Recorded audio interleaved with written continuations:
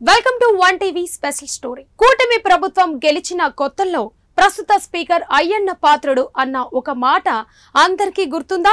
జగన్ చొచ్చిన పాము కాదని, ఇంకా బ్రతికే ఉన్న పాము అని, ఇంకా కొట్టాలనే అర్థంలో తన శ్రేయోభిలాషులతో చిట్ చాట్ చేస్తూ అనడం అప్పట్లో సంచలనం సృష్టించింది. నిజానికి ఇక్కడెవరికి జగన్ చావాలన్నది కాన్సెప్ట్ కాదు. ఇవాళ జగన్, అంతకన్నా ముందు వైఎస్ఆర్, ఆ తర్వాత కేసీఆర్, ఇలా వరుసగా ప్రత్యర్థులు మారుతుంటారు. రేపు మరొకరు కూడా వస్తూనే ఉంటారు.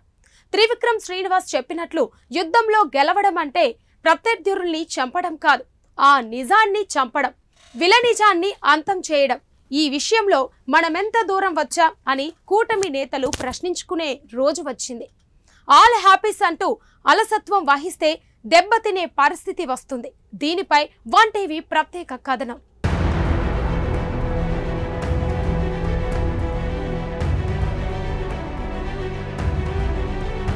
నాలుగు పంచు డైలాగులు కొట్టగానే సరిపోదు. జగన్ తాను అధికారంలోకి రాగానే ఎన్నో డైలాగులు కొట్టాడు. సిద్ధం సభలతో దద్దరిల్లేలా చేశాడు. తర్వాత ఏమైంది? మొత్తం తారుమారైంది. సరిగ్గా ఇక్కడే కూటమి జాగ్రత్త పడాల్సిన అవసరం ఉంది. జగన్కి వచ్చింది 11 సీట్లేనని, ఇక ఆయన ఖేల్ ఖతం అన్న భావనలో ఉండడం పూర్తిగా తప్పు. ఆ సీట్ల వెనుక 40% ఓటు బ్యాంక్ ఉంది. పవన్ కళ్యాణ్ అన్నట్లు ఇదే జగన్ జర్మనీలో ఉంటే ప్రతిపక్ష నేత అయ్యి ఉండేవాడు. అది కూడా అత్యంత లాంఛనంగా జరిగేది. జగన్ను వదిలి తల్లి చెల్లి వెళ్ళిపోయారు. ఇక అతడు ఒంటరి. రేపటి రోజు జైలుకు కూడా పంపించేస్తాం. ఆయన వెనక విజయసాయిరెడ్డి కూడా లేడు. మోడీతో చర్చలు జరపడానికి, కోర్టుల వ్యవహారాలు చూడ్డానికి సాయిరెడ్డి సాయం కూడా కోల్పోయాడని కూటమి అనుకూల మీడియాలు రాసే విషాద గాథల మాయలో పడితే పెద్ద దెబ్బతినే పరిస్థితి ఉంది. జగన్ను లైట్ తీసుకోవడం కూడా కూటమికి చేటు తెచ్చేదే. ఎందుకంటే అది జగన్ పన్నిన మరో వ్యూహం కావచ్చు. అటు నుంచి నరుక్కు రావడం అన్న సామెత మాదిరి జగన్ చేస్తున్నాడో ఏమో మరి.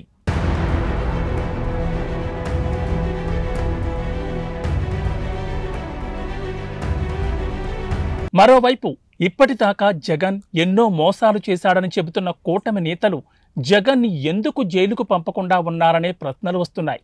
అమిత్ షా ఇక్కడికి వచ్చినప్పుడు జగన్ గురించి వాకప్ చేసిన విషయం మర్చిపోయారా?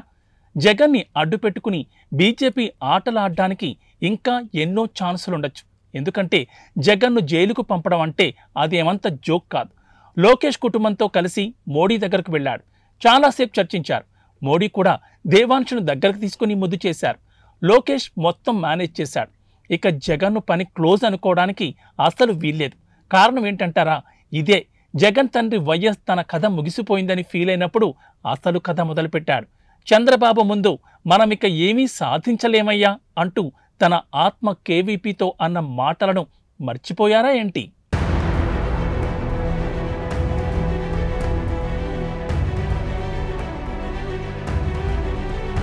(1999) కాంగ్రెస్ ఓడిపోయిన తర్వాత చంద్రబాబును ఇక ఏమీ చేయలేమని వైఎస్ సైతం అన్నట్లు అప్పట్లో వార్తలు రాలేదా?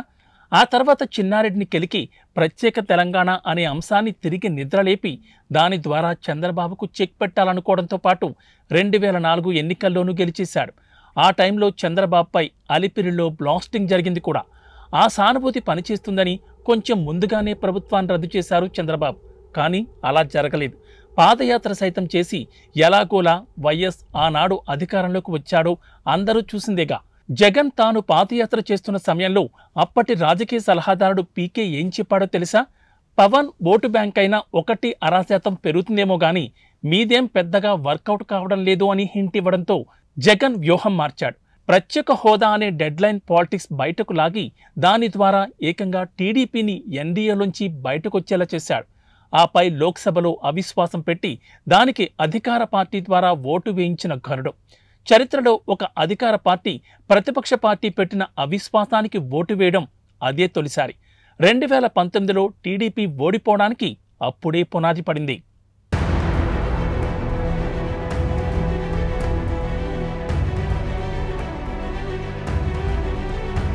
ఒక రోజుకు జగన్ శాడ్, వైన్, మైన్ అంటూ రోజుకు కోట్ల రూపాయలు వసూలు చేశాడని అప్పట్లో టాక్.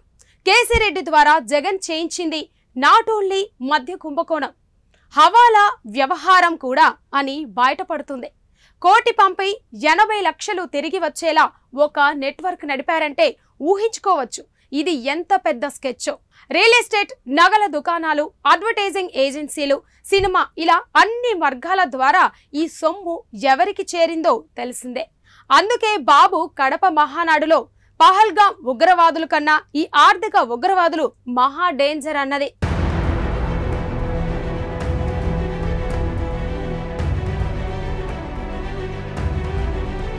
తర్వాత ఏం జరిగిందో అందరికీ తెలిసిందే. టీడీపీ 23 సీట్లకు పరిమితమైంది. ఇప్పుడు కూడా అంతా ముగిసిపోయిందని జగన్ లాంటి నోటోరియస్ నేతను అంత తేలిగ్గా నమ్మడానికి లేదు. ఎందుకంటే ఆ బ్లడ్లోనే తిరిగి కోలుకోవడం ఉంది. బెజవాడ కనకదుర్గమ్మ మహిషాసురుణ్ణి పూర్తిగా హతమార్చిందేమో గాని ఇప్పటి వరకు టీడీపీ, దాని కూటమి పార్టీలు ఆ స్థాయిలో జగన్ రాజకీయ పతనాన్ని ఇంతవరకు శాసించింది కనపడలేదు. ఇంకా జగన్ తన టెక్నిక్స్ తాను వాడుతూనే ఉన్నాడు. అందులో భాగంగా విజయసాయిని తెలివిగా అటువైపుకు పంపాడు. చాలామంది సాయిరెడ్డి కూడా లేడు అని ఫీల్ అయిపోతున్నారు కానీ ఆయన నిజంగా అలాగే ఉన్నాడా? ఒక లీడర్ పార్టీని వదిలినప్పుడు అతడి హావభావ విన్యాసాలు ఎలా ఉంటాయి?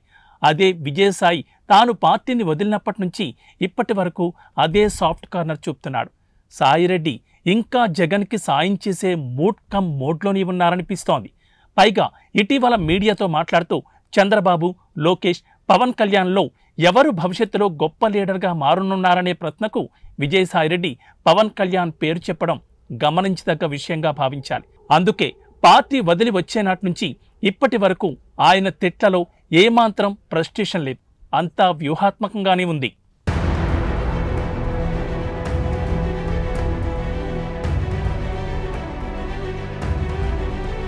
ఒక్కోసారి ఆటగాడు జట్టులో ఉండాల్సిన అవసరం కూడా లేదు. నాన్ ప్లేయింగ్ కెప్టెన్ గాను వ్యవహరించొచ్చు. ఎవరు చెప్పగలరు? సాయిరెడ్డి సాయం అదృశ్యమైంది కావచ్చేమో. 2019లో విజయసాయి ఆడియో కాల్ వల్లే ఆ పార్టీ గట్టెక్కిందని గుర్తులేదా? రేపటి రోజున బయట ఉండి ఇలాంటి సాయం చేయడని ఎలా అనుకోగలం? గేమ్ చేంజ్ అవ్వడానికి ఎన్నో అవకాశాలున్నాయి. ప్రస్తుతం జగన్ తాను పార్టీ సైతం నడపడానికి డబ్బులు లేవంటూ బేదరపులు అరవడం, అద్దె కూడా కట్టలేనంటూ పార్టీ ఆఫీస్ మార్చేయడం, ఇలా చేస్తున్నదంతా నాటకం కాదని ఎలా చెప్పగలం? ఏమో, ఏ అవసరాలు తీర్చడానికి ఈ రాజకీయాల్లో ఎవరు ఏ వైపు నుంచి ఎలా కాపు కాచి ఉన్నారో ఊహించలేం. ఒక్కోసారి రాజకీయాల్లో ఏదైనా జరగచ్చు. తల్లి సాయం లేదు, చెల్లి సాయం అంతకన్నా లేదు అనుకోవడానికి వీల్లేదు. బావ అనిల్ కూడా సపోర్ట్ ఇవ్వలేదని జస్ట్ లైట్ తీసుకోవడానికి అంతకన్నా లేదు. ఆనాడు కేఏ పాల్ క్రిస్టియన్ సంఘాలను పోగేసి తద్వారా అతిపెద్ద క్రైస్తవ శక్తిగా ఎదుగుతున్నాడని తెలిసి అనిల్ అనే ఒక బ్రాహ్మణ క్రిస్టియన్ తెచ్చి తద్వారా ఇక్కడ తన కుటుంబంతో అంటుకట్టారు. ఇప్పుడు ఆ బావ అతిపెద్ద క్రిస్టియన్ మాఫీగా ఎదిగారనే వార్తలు వస్తున్నాయి. ఆయనకి మాత్రం ఒక విజయసాయికి ఉన్నట్లు లోలోన ఓ కృతజ్ఞతా భావం ఉండకపోతుందా ఏంటి?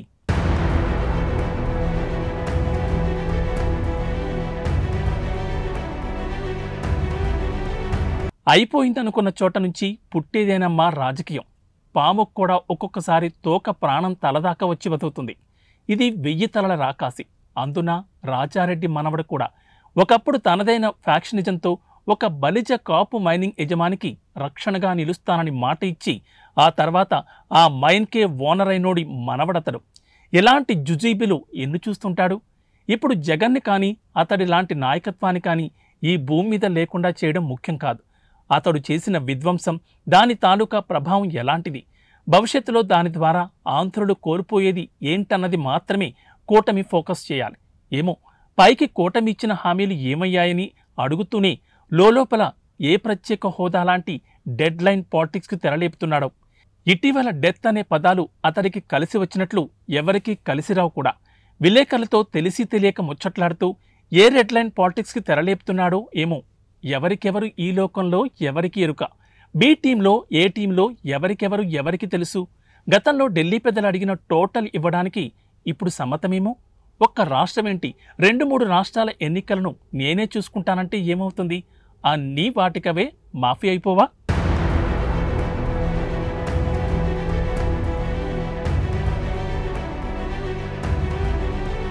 ఇప్పటి వరకు బయటున్నారంటే విజయసాయిరెడ్డి ఉండడం వల్లే కాదు.